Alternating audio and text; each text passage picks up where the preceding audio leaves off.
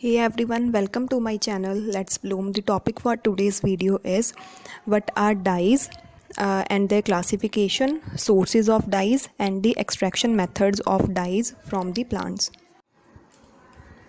So, what are dyes? Dyes are the water soluble plant extract that can be obtained from the leaves, stem, root, and the flowers, and dyes give characteristic color to an object. So basically dyes जो हैं वो ऐसे plant extract हैं जो water soluble in nature हैं और हम dies को ऑब्टेन कर सकते हैं प्लांट के लीव्स से, स्टेम से, रूट से या फिर फ्लावर से। उसके बाद नेक्स्ट आ जाता है कि डाइज और पिगमेंट्स के बीच में डिफरेंस क्या है। So dyes are water soluble plant extract, while जो पिगमेंट्स हैं वो वाटर इनसॉल्युबल होती हैं। So this was the main difference. Next is the classification of dyes. So dyes are classified into natural and synthetic. So what are natural dyes? Natural dyes are basically the plant extract जो हम plants से लेते हैं, plants को use करके उनसे बनाते हैं. और synthetic dyes क्या हैं? These are obtained from the coal tar.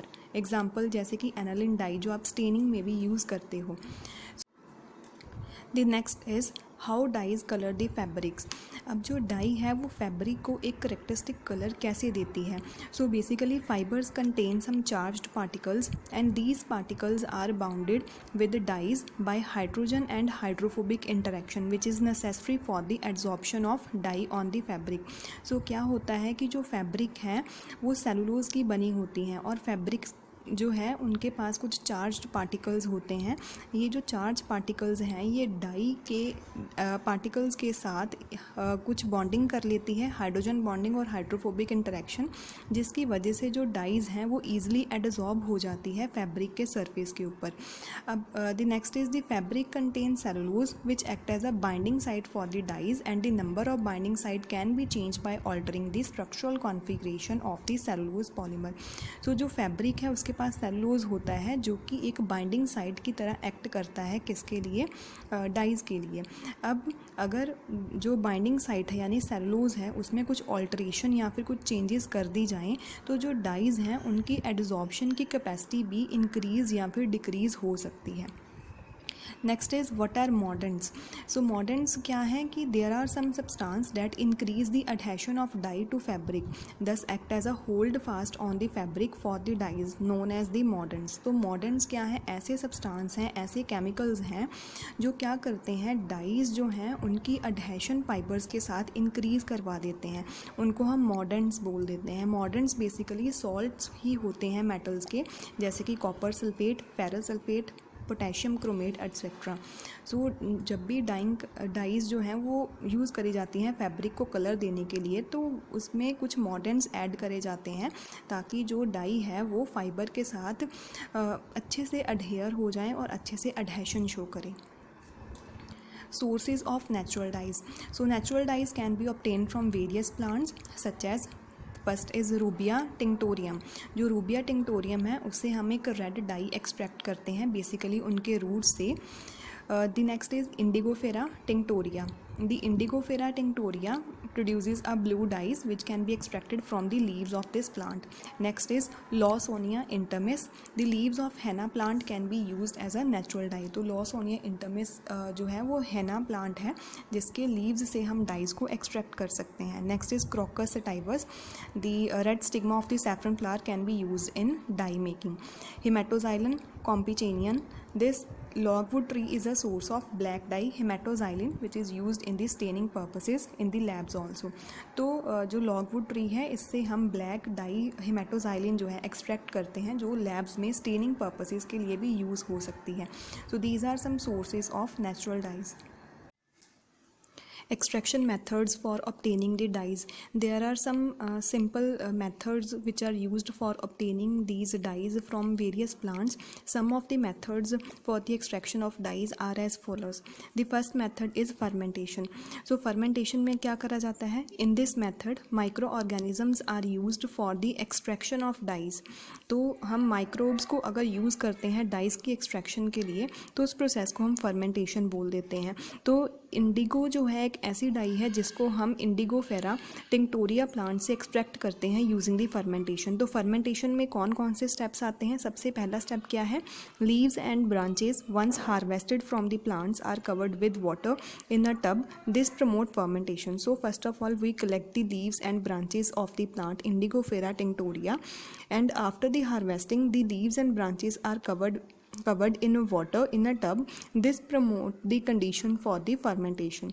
The partial rotted plant material or the matter is then collected. So once the fermentation is partial, then the material is then collected. The material get pressed into the cakes. तो जो material है उसकी pressing करी जाती है to prepare some cakes. Upon drying, these cakes grounded to fine powder that produce the colored solution in water after exposure to water. और जो ये cakes prepare करे जाते हैं उनको dry करके अगर हम दोबारा से पानी में डालते हैं तो एयर के एक्सपोजर के साथ ही हमें करेक्टरिस्टिक कलर दे देते हैं जो कि इंडिगो कलर है। The process of Indigo die production was originated in India, and the indigo dye is of exceptional quality and color fast in nature. So ये दो इसकी क्वालिटीज़ हैं कि इसकी एक तो इसका कलर फास्ट है और जो इसकी क्वालिटी है वो बहुत ही प्रीमियम होती है। The next method of extraction is aqueous extraction. So second method जो है वो है aqueous extraction method. In this method the raw material is first dried and then grinded. तो इसमें क्या करा जाता है कि जो रॉ मटेरियल है उसको हम पहले ड्राई कर देते हैं। ड्राई करने के बाद जो रॉ मटेरियल है उसकी ग्राइंडिंग करी जाती है। The grinded material is then soaked in water, that's why this method is called as aqueous extraction. The soaked material then boiled and filtered. The filtered material obtained can be used in dyeing purpose. तो इस method में क्या करा जाता है कि पहले material जो है रॉ मटेरियल उसको ड्राई करा जाता है। ड्राई करने के बाद उसको पानी में सोक कर दिया जाता है। देन सोक करने के बाद उस मटेरियल को दोबारा से बॉईल करा जाता है और उसको फिल्टर करके जो भी फिल्ट्रेट बचता है वो हम डाइंग पर्पसेस के लिए यूज़ कर सकते हैं। Next method is microwave extraction. This method is used for fast rate of extraction of dyes from the plant like Bixa orellana. तो ये मेथड जो है एक प्लांट है बिक्सा ऑरेलिना, उससे अगर हमने डाइज को ऑब्टेन करना है तो वहाँ पर ये मेथड काम आता है। In this method the plant material like flowers are pass through the microwave so that high temperature fasten the rate of extraction. तो क्या किया जाता है कि जो फ्लावर्स हैं उनको अच्छे से ड्राई किया जाता है। ड्राई करने के लिए हम माइक्रोवेव्स यूज़ करते हैं ताकि जो फ्लावर है उससे हम डाइज को एक फास्टर रेट पर एक्सट्रैक्ट करवा सकें, and the powder is then prepared and used as a dye. Next method is alkaline extraction. In this method acid और alkali are used for extracting the dyes from the plant material. The plant material kept in the acidic medium. तो जैसा कि नाम है इस method का alkaline extraction, जिसमें हम एल्कली या फिर एसिड यूज़ करते हैं। The plant material kept in acidic medium containing dilute acids and attack on the glycoside of the plant material and hence hydrolyse it. So this is all about dyes, their classification, natural and synthetic, and how dyes will color the fabric, and what are the sources of natural dyes, and the various extraction method for the dyes. So if you